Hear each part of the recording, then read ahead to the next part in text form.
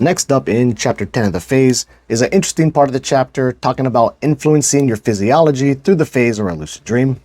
And so he writes, from 2012 to 2013, there was a scientist in Moscow named Ivan Pigarev. Hopefully I pronounced that pretty much right. He conducted experiments proving that the brain switches to monitoring the functions of internal organs during sleep. That's why pathways of deliberate control can be opened up while in the phase to many areas considered to be otherwise beyond our conscious influence. Although this field awaits further research, it has long been possible to influence the physiology from the phase. And then there are three main elements to doing this. First, it is possible to contact the subconscious mind to learn how to influence physiology. Second, the brain, right? So not necessarily your muscles, but the brain reacts more strongly to sensations than to real events. And he gives this example. If running while in the phase, the physical processes of the physical body would be consistent with the processes occurring in the body of a person running in reality. Respiration accelerates, blood pressure increases, the heartbeat quickens, and even blood flow to the feet becomes greater.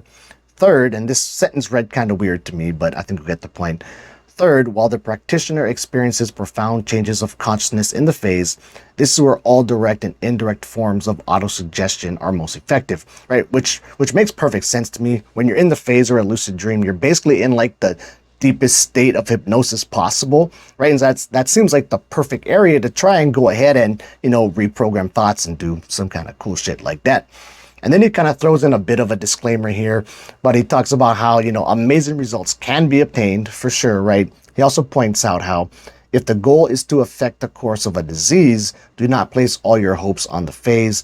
The services of a medical doctor must be the first recourse. The more serious the illness, the more strongly this rule applies. And then he goes on to a whole bunch of different topics and gets really deep on a lot of these. So things like obtaining information, taking medicines, direct influence, programming, which is kind of like the auto-suggestion stuff I was just talking about, physiological impact, healing others, creative development, sports, an alternative to narcotics, learning foreign languages, unproven effects, use of the phase by the disabled. And this is like one area that I always thought like hospitals and stuff, they should be offering this to, people who are newly paralyzed, or even if they're just like bedridden for a couple months while they're in the hospital, right? Why not offer them some classes on this whole lucid dreaming or phase stuff, to give them something to do, and then also potentially to help them even heal better or quicker.